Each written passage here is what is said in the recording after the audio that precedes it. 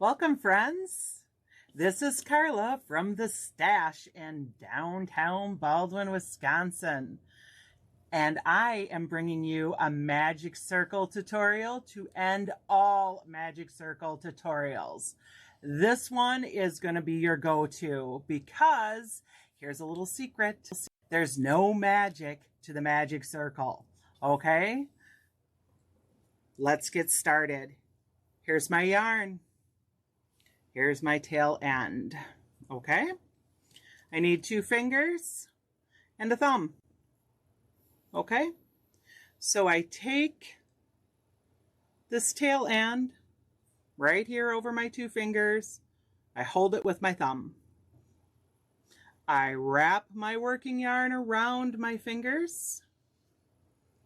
I bring it over and I'm gonna cross. I'm crossing my tail end right here. And I'm going to put my thumb right there. Okay? And it comes to the back. You see this? This is my working yarn. This is my tail end. There is that cross right there. Crossed over it. Okay? Now you take your weapon of choice. Mine is a J-hook. And I go underneath that tail end right here. And I grab that working yarn. Like so. Okay? Now all I'm going to do is make a slip stitch, and that is going to anchor that right in the magic circle. Okay? So here is my magic circle. I can take that off, which is what I like to do because it's awkward otherwise. And my pattern calls for 8 double crochets in that magic circle. So I will just start my double crochets from there.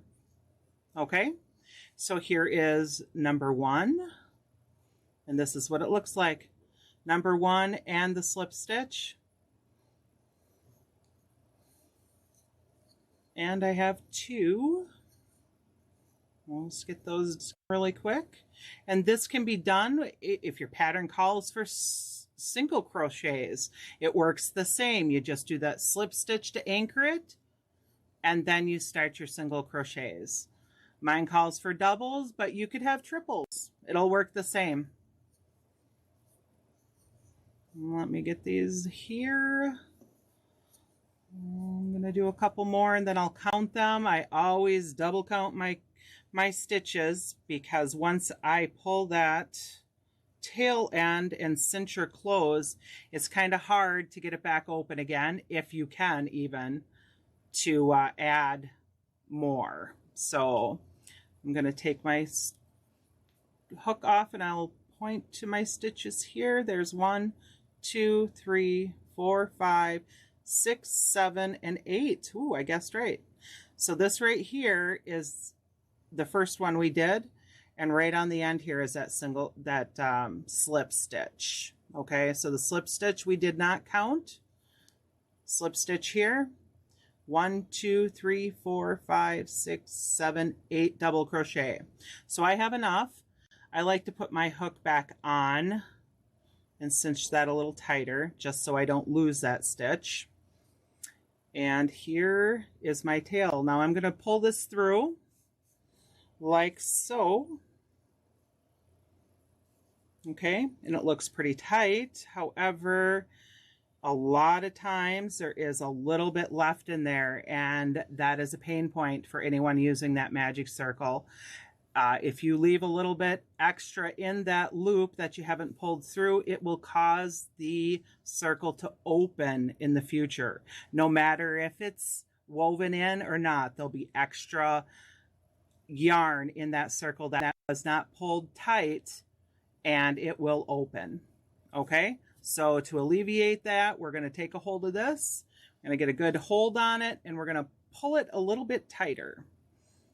And there we go.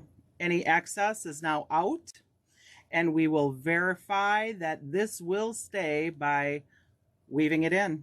We'll anchor it really good. So once that is done, you take your working yarn and you slip stitch. My pattern calls for a slip stitch into that first double crochet that I did. So I am going to do that here. Slip stitch. And voila, there it is. Look at that beauty. Nice tight center. Nice round, even. It's beautiful. All right, friends, that has been your No Magic in the Magic Circle tutorial.